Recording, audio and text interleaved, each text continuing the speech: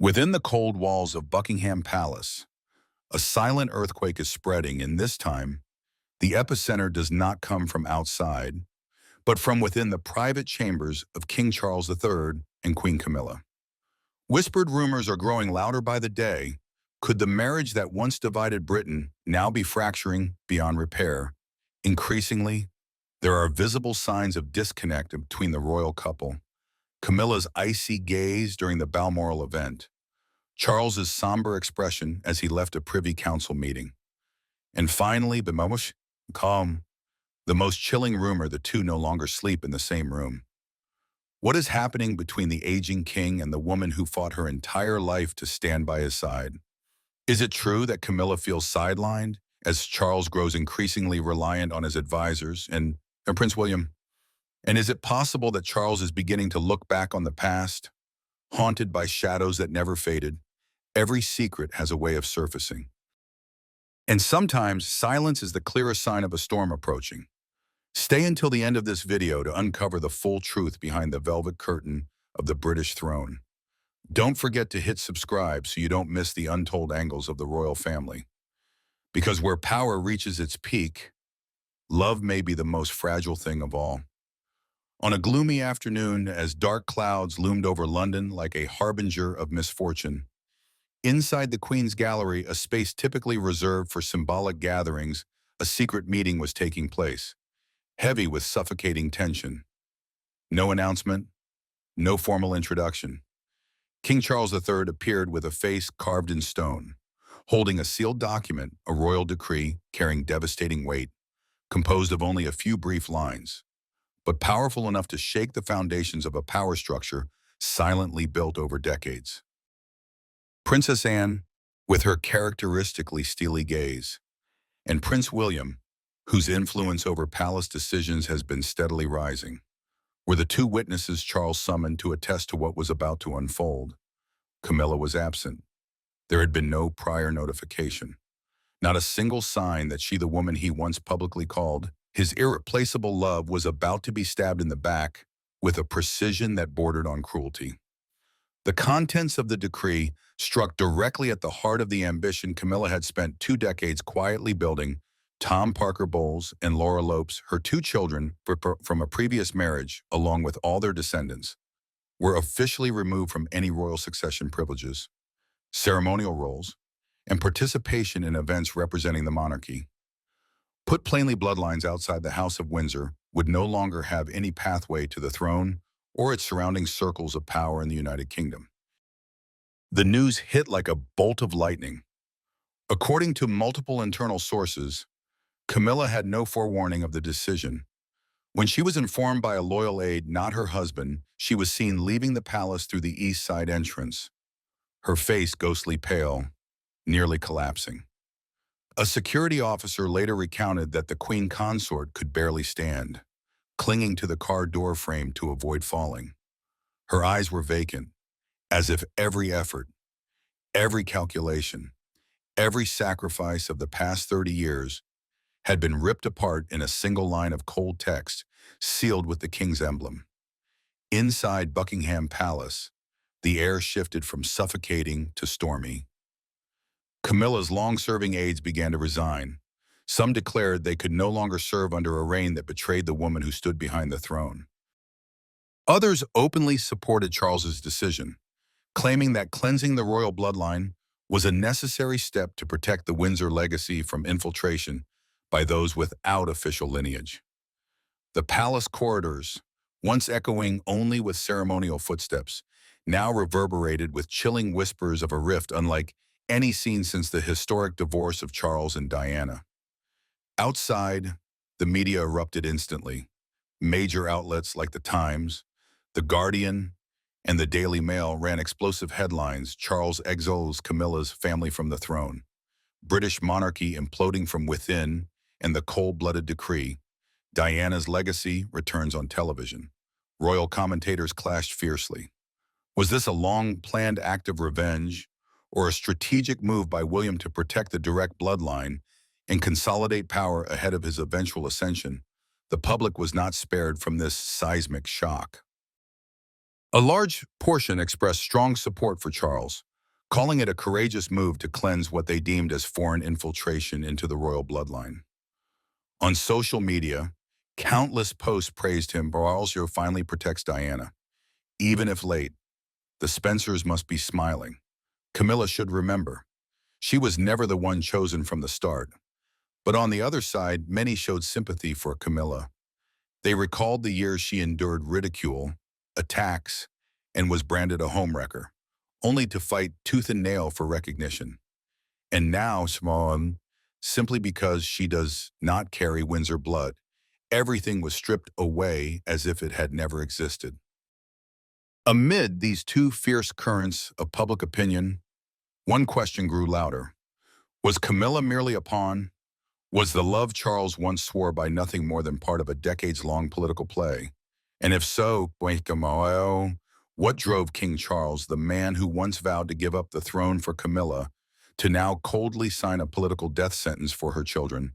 An anonymous source within the royal household revealed that the decision followed a private meeting between Charles, Anne, and William, during which William was reportedly the strongest advocate for severing the backstage influence from Camilla's family. Princess Anne, who had never been fond of Camilla and always stood by pure Windsor principles, was said to have nodded in agreement. And Charles, weakening both in health and power, was forced to choose family or the crown. When the fountain pen touched that document, it wasn't just Tom or Laura being removed from a list. It was the moment Camilla's royal dream officially collapsed. She had climbed to the pinnacle of power, only to realize it wasn't built on love, but on compromise. And those compromises, in the end, would destroy anyone who dared to believe they could go against the bloodline of the crown. And perhaps what made it impossible for Charles to refuse that decision, not just pressure from William, not just Anne's piercing stare, or the whispers of seasoned advisors, was an echo from the past, from the woman he once abandoned, Princess Diana. Because just as the palace was rocked by the decree expelling Camilla's family, another shocking discovery quietly came to light. While reviewing Queen Elizabeth II's private archives at Windsor, Princess Anne, tasked with reorganizing the royal records after the coronation, stumbled upon a small envelope, delicately wrapped in silver silk, unsealed but bearing handwriting that was instantly recognizable. It was soft but assertive, slightly slanted and dipping downward unmistakably Diana's. The letter was handwritten, undated, with a brief first line to Charles: when time forces you to choose. Anne, known for her brutally pragmatic nature, was stunned into silence for several minutes after reading the next lines. She didn't call anyone, didn't inform a single advisor. She simply walked straight to Charles's study, handed him the envelope, and said only one thing: "You need to read this." Alone, the door closed. Inside the room, Charles, the man who once wore the crown of an empire, sat frozen like a statue before the words that were upending everything he believed in. "When you read these words, I may already be gone. I write not to blame, but to remind, because you are the father of William and Harry, and because I know that one day you will have to do what the royal family has never dared: choose true love over ambition. Protect our children. Keep the throne from being diluted by hands that do not belong. I'm not worried about William. He is stronger than you think. Harry will hurt, but he has a big heart. But watch over Charlotte. That child will be the soul of this kingdom. If anyone tries to sneak in with scheme, don't let them reach her place. She must grow freely, as a true heart, not overshadowed by figures outside the bloodline." The letter ended with a short line: "If I cannot be queen, let my daughter be, in her own way." Charles could not read that final sentence without tears. For the first time in years, he felt his heart tighten, not because of duty to the nation, but because of memory, to the memory of a woman who had been swept away from his life by the very institution he now led, and by the choices he himself had made. And now, standing at a moment of reckoning, Diana, long thought to be at peace, reemerged as a living force, guiding him out of the labyrinth of ambition. Camilla had once been the love of his life, but Diana was the mother of the crown's future, And that was a boundary he could no longer ignore. Charlotte, the granddaughter with expressive eyes, the one who made the public weep with a single glance during Queen Elizabeth's funeral, suddenly became the center of every calculation. Over the years, her quiet yet magnetic presence earned her the nickname the new Diana in the press. But for Diana, even before Charlotte was born, she had sensed something. A legacy not passed through title, but through spirit. When Charles signed the decree removing Tom Parker Bowles, Laura Lopes, and their children, he was not just eliminating a political threat or appeasing William's simmering anger. He was fulfilling a promise never spoken, but always hovering over him like destiny to protect Diana's legacy. In the cold halls of the palace, longtime advisors whispered of a ghost guiding the king, but this was no ghost, it was a living memory. Diana, once known as the People's Princess, though long gone, was now shaping the future of the monarchy through her son's daughter. Camilla understood this, and that's why her downfall was all the more devastating. She didn't just lose political standing. She lost an invisible race against a woman who was no longer alive. Everything she had built, from lobbying for Tom's title to subtly placing her daughter at royal events, was now stripped bare, exposed as hollow shells under the cold light of a handwritten letter from 3 decades ago. Charlotte still doesn't know everything. She still laughs with her brothers, still holds her mother's hand walking down the palace steps like any other royal child. But in Charles's eyes, in William's, and especially in Princess Anne's, the only one who defended Diana's honor while she was alive, Charlotte is no longer just a child. She is the key to the Windsor dynasty's survival. And perhaps that was the real reason Charles picked up the pen, not pressure, not politics, but because when all the schemes, ambition, and ceremonies are stripped away, there remains one last thing he can do to make amends, protect Diana's grandchildren. A belated promise, but one that carries immense weight. And that letter, simple, unadorned, has now been returned to the royal archives, this time bearing the royal seal, not as a relic, but as a compass for the future of the British throne. And it was that letter soaked in love, warnings, and Diana's fear that Charles could no longer ignore. Because the survival of the crown lies not only in televised ceremonies, but in the protection of the most sacred thing, royal bloodline. A bloodline Diana once risked everything to preserve, now most clearly reflected in Charlotte, the granddaughter who bears the heart and gaze so much like her grandmother's. In that moment, Charles knew he could no longer hesitate. What had once been dismissed as Camilla's quiet ambition now had to be purged completely before the monarchy crumbled from within. Because in truth, what Camilla had done all this time was never random. Ever since she was officially crowned queen, she had silently launched a sophisticated strategy, inserting Tom Parker Bowles and Laura Lopes, her children from her first marriage to Andrew Parker Bowles, into royal events with increasing frequency. At first, they appeared subtly in back rows, but then they began receiving preferred seating alongside senior royals. Gradually, they were seen at ceremonial events. Photographs from major international occasions like Commonwealth Day or Trooping the Color began to show Tom standing next to Prince William, or Laura smiling beside Catherine in areas reserved only for royalty. But the media wasn't so easily fooled. And the public, especially those who had loved Diana, began to feel uneasy. Headlines started to emerge. Why are Camilla's children beside the throne, or Tom and Laura, heirs without a crown? They asked questions. And in each one was an invisible dagger pointed straight at Prince William's heart. Because William could never forget the years his mother was pushed aside, humiliated by the system, simply because she wasn't as cunning as Camilla. And now, Demo, the very woman who once shattered his parents' marriage, was calmly ushering her own children into the heart of the Windsor dynasty as if Diana had never existed. Not only William, but Catherine also sensed every calculated move Camilla made. Sharp and perceptive, Catherine immediately noticed the unusual signs: Tom being repeatedly seated next to heads of state at state banquets, Laura being invited to join charitable councils that once belonged to Princess Anne, and worst of all, Laura's overly affectionate gestures toward George and Charlotte in front of the cameras as if she were staking a claim to equal standing. Catherine's simmering anger erupted into a fierce flame when an anonymous article circulated a quote allegedly from Laura Lopes. "My family deserves a greater role. We're not just Camilla's followers." To outsiders, those words may have seemed like mere discontent.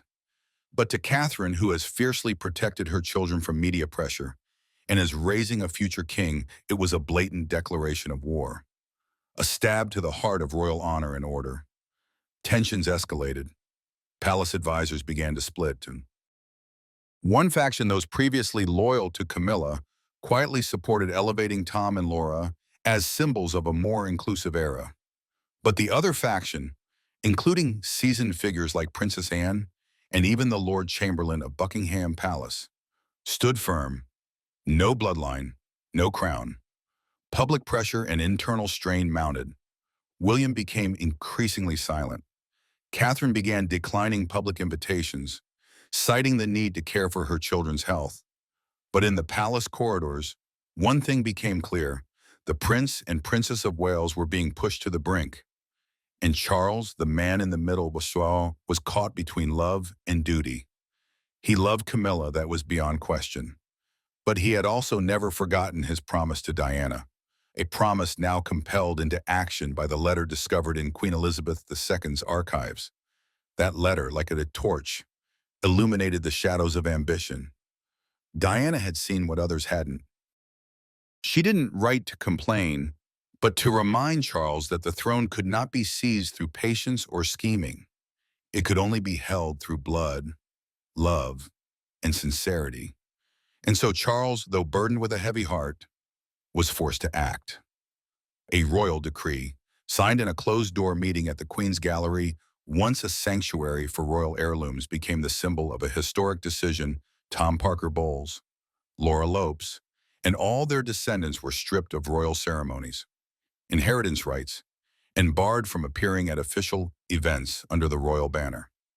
There were no trumpets, no public announcement, but Camilla knew, and she collapsed. For all the years of patience, all the silent strategies vanished in a single signature and a letter from a woman long gone, whom she could never replace. When Camilla's car left the main gates of Buckingham Palace that afternoon, no one cried. But the whole of Britain seemed to fall silent, because something had ended. Not just a power struggle, but the illusion of a woman trying to place the crown upon a bloodline that did not belong. And the one who smiled in the end was Diana, not in form, but through a handwritten letter, carrying the legacy of maternal love and a quiet strength that transcended even death. And so, in the moment Camilla's car vanished beyond the palace gates, all eyes seemed to follow her with a touch of pity, a hint of doubt, and a collective sigh of relief from those weary of the quiet game played by bloodlines not of royal descent. But as the gates of Buckingham closed behind the shaken figure of the Queen Consort, another star quietly began to rise, not through power, nor by calculation, but through pure innocence, grace, and kindness. Princess Charlotte. Charlotte, with her light brown hair, deep blue eyes, and an eerily calm demeanor for a child, was no longer just the daughter of William and Catherine. In the hearts of the public, she embodied something more beautiful than crowns or crests. A new Diana, as the British media affectionately and emotionally called her. At Queen Elizabeth II's funeral, Charlotte stunned the world. While the adults bowed in silent grief, the 7-year-old gently reminded her brother George to bow at the precise moment the coffin passed. No prompt, no spotlight. Yet Charlotte behaved as though she understood the weight of that moment. And from that instant, a phrase spread like wildfire across social media, in newspapers, and on the lips of elderly Britons who had once wept for Diana. Charlotte, the heart of the monarchy. It was no coincidence that photos of Charlotte at major events were shared with increasing frequency, not just because she was the daughter of the future king, but because she possessed something that neither Camilla nor her family ever had: an unfiltered emotional connection with the public. And Whether at a grand ceremony or in a quiet moment helping her mother fold a cloak, Charlotte's gentle smile, her tilted head, or her calm gaze always brought immediate comparisons to Diana. The British media, sharp and rich in symbolism, did not miss the opportunity. Headlines like Diana Reborn, Charlotte and the Legacy of the People's Princess, or From Windsor with Love. How Charlotte is Healing a Nation began to appear densely in the Times. The Guardian, and even the New York Times dedicated a column to analyze the Diana energy in Charlotte.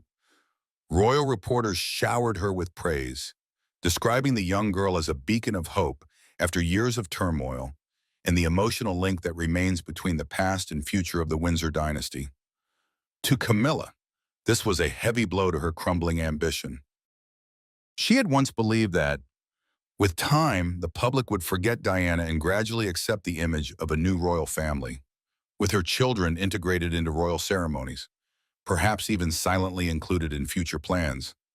But she never imagined that it would be a young girl bearing Diana's blood who would become the emotional fortress she could never cross.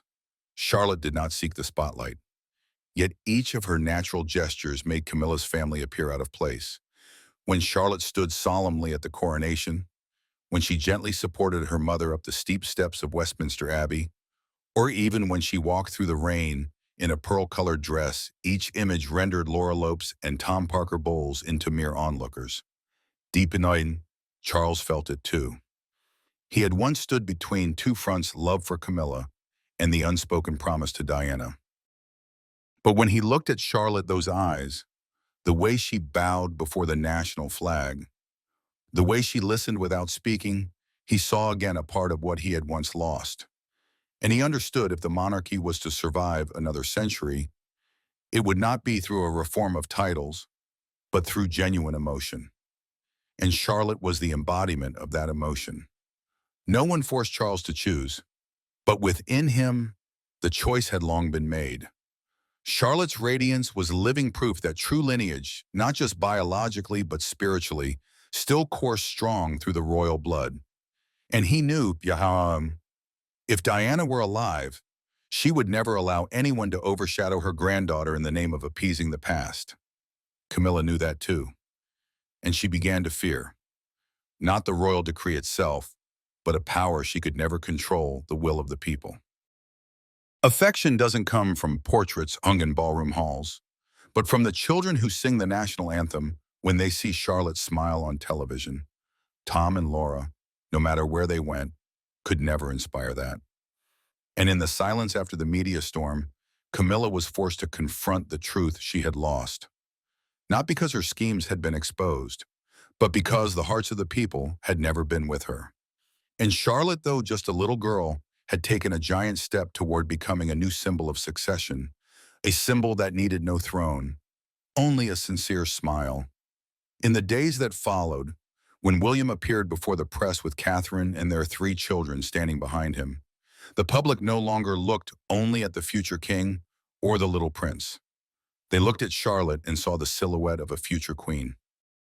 Not because of a title, but because she had touched what every royal has always longed for, but rarely grasped, the heart of the people. News of the royal decree eliminating Camilla's children spread so quickly that not a single palace communications advisor could keep up. Within just hours after it was signed at Queen's Gallery, in a closed-door meeting between King Charles, Princess Anne, and Prince William, headlines exploded across international news outlets. Charles erases Camilla's family from royal circle, or Tom and Laura, expelled from royal protocols, personal revenge, or bloodline protection. Names that had always stood quietly behind the curtain suddenly became the center of global debate. The internet erupted. Hashtags like #RoyalDecree, #Camilla erased, and #Protect Charlotte skyrocketed to the top of trending topics overnight. On Twitter, one user wrote, "Charles finally did the right thing, giving the crown back to the true Windsor bloodline." Meanwhile, another commented, "Cruel. Camilla gave her youth to Charles, and now he turns his back on her entire family." On Instagram, photos of Charlotte were paired with young images of Diana, with captions that said simply but powerfully, "The torch never dies." The public divide grew sharper. On one side were those who had once loved Princess Diana, viewing Charles's decision as a long overdue act of redemption, an apology in action after 3 decades of silence. They believed Diana's legacy, not just William or Harry, but also Charlotte, deserved to be protected from sideline machinations and the dilution of royal blood by those seeking status, like Camilla. But on the other side, many voiced support for Camilla. They asked Tom and Laura were never in the line of succession.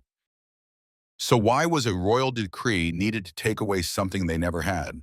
And more importantly, was this merely Charles managing personal emotions disguised as protecting the monarchy? That question spread far beyond the borders of the United Kingdom. Analysts in the United States, Canada, and Australia debated live on television. Has the monarchy entered a colder era where those without royal blood are systematically removed to ensure a pure lineage for the throne? Many argue the decree, even if legally justified, exposes the dark side of monarchy where emotions can be sacrificed for image and symbolic succession. While Camilla remained absolutely silent, sympathy began shifting toward Tom Parker Bowles and Laura Lopes. They had never demanded the throne, never appeared on any succession list, yet had never received proper recognition like those who respectfully kept their distance from power. Royal reform advocacy groups began speaking out. It's unfair to punish people who never sought power. A quick YouGov poll showed that up to 41% of Britons believed Charles's decree was too harsh and could fracture the royal household. Meanwhile, affection for Charlotte reached a new peak. Nearly 10 years old, she was no longer just William's daughter, but the emotional symbol beloved by the entire realm. Newspapers typically critical of the monarchy, like The Independent and The Guardian, softened their tone, calling Charlotte Diana's torchbearer the bearer of the late princess's final flame. In schools, her image was pinned on notice boards as an example of kindness and composure. Fashion designers even dedicated new collections inspired by her style. And as an irreversible chain reaction, Charlotte's rise only highlighted Charles's decision further. The public began to understand that this decree was not simply a political maneuver, but an emotional proclamation. A way for Charles to say, "I was wrong to her mother. I will not allow my grandchildren to be hurt again." A high-ranking, unnamed palace source revealed the decree had been drafted months in advance. But Charles only formally signed it after rereading Diana's handwritten letter. In that letter, Diana wrote, "If one day you're forced to choose between the new and the bloodline, choose William, choose Charlotte, for they carry the love we once had," to the public. Charles's decision closed the tragic chapter of Camilla and Diana, but it also opened a new era, a dynasty, where compassion is valued above titles. And amid all the flurry of opinions, Charlotte continued walking calmly beside her father, chin lifted as if she already understood the historic role calling her, not by power, but by emotion. The shock wave of the decree hadn't even begun to fade before another storm erupted within the royal family itself. Of Camilla, the woman who had traversed scandal after scandal to stand steadfast beside Charles, was now deeply wounded and, more dangerously, quietly determined to fight back. Upon learning her children had been excluded from all royal ceremonies, she immediately demanded a private meeting with Charles, bypassing secretaries or advisors. The door closed at Clarence House between two people once thought inseparable, and inside, a confrontation brimming with tears and fury unfolded. "You betrayed me," Camilla reportedly exclaimed, her voice trembling, but her gaze ablaze. "Not just me, but the future of my children. We had an agreement for years. You brought them into the light, and now you cruelly erase them because of an old letter." Those accusations were not only the culmination of rage, but also a threat. Camilla did not leave empty-handed. She carried what many in the palace feared: secrets. Immediately after the meeting, a message was sent not through palace lines, but via a personal encrypted phone to Tom and Laura. "They cannot erase us." It was no longer a mother's reassurance. It was the opening salvo of a conflict that could shake the foundations of the British monarchy.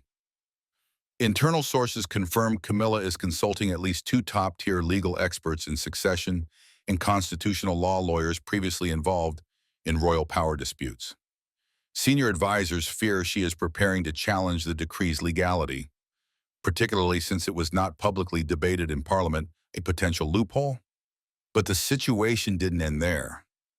In a development that truly alarmed the palace, rumors emerged that Camilla had contacted at least two international media outlets, one in France, one in the US, offering hidden truths about her early secret relationship with Charles. A close insider said, she doesn't need to say much. A recording, a letter, or a photograph is enough to shatter Charles's image in the public eye. Buckingham Palace and Clarence House immediately activated crisis response protocols. Within 3 hours of Camilla's message leaking, a private emergency meeting was convened. All communications advisors, royal lawyers, and cybersecurity experts were summoned. Lines between royal members and support staff were temporarily cut. A special legal team was assigned to monitor every move by Camilla, including banking records, mobile data, and social media activity related to Tom and Laura. Charles, though outwardly composed for his advisors, reportedly fell silent in a rare moment after the meeting. He wasn't just facing a constitutional crisis.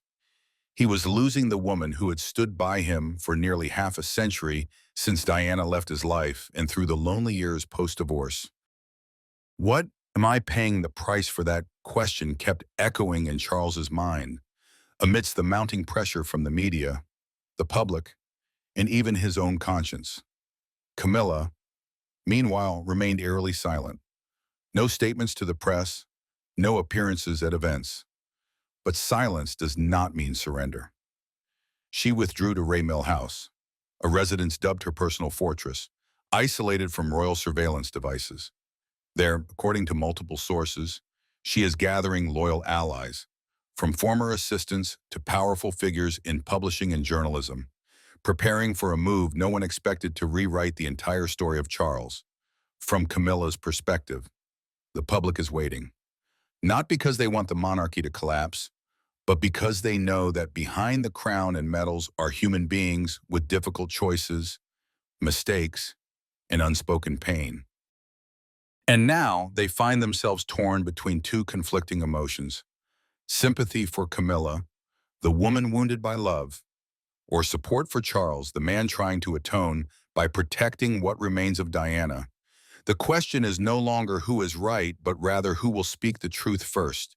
And once that truth is revealed, will it save the monarchy or push it to the point of no return? Camilla, who once walked through the firestorm of the press to sit beside Charles, is now being pushed into the shadows, carrying secrets that could blow Buckingham Palace apart. And Charles, though still cloaked in the majesty of a king, trembles before the ghost of the past and the risk of losing the last companion of his life. In the midst of it all, Charlotte, a young girl with an open heart, is unintentionally becoming the center, the symbol of a new monarchy, more just, more compassionate, and more real.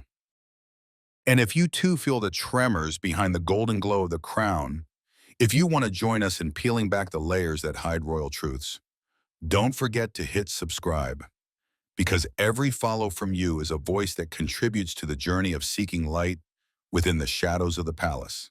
Join us, because behind every throne, there are always secrets waiting to be told. Told. Told. Told.